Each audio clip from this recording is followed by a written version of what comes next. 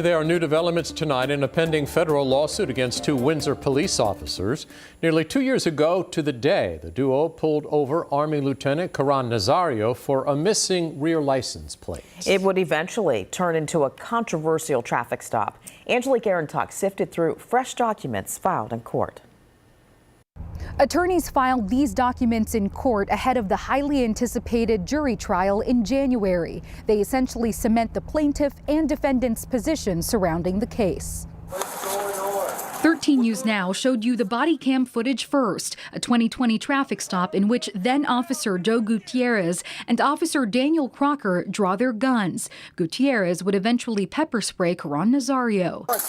The Army lieutenant alleges assault and battery, false imprisonment, and illegal search. Nazario's attorney, Jonathan Arthur, in a previous interview with 13 News Now. Let the community speak as to what standards it wants to hold its law enforcement to. I'm happy to finally get this in front of the jury, right? That's what we've been pushing for.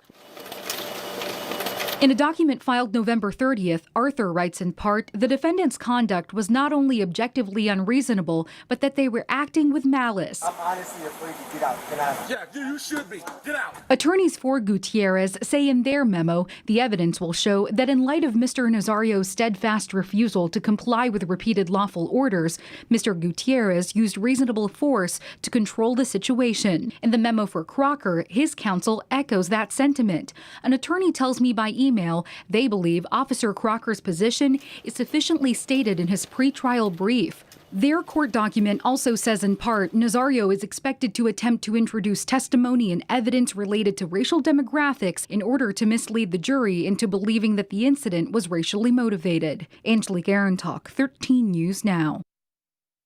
Attorneys and the judge on this case will meet for a final pretrial conference on December 14th. The jury trial on January 9th is expected to last 1 week in Richmond.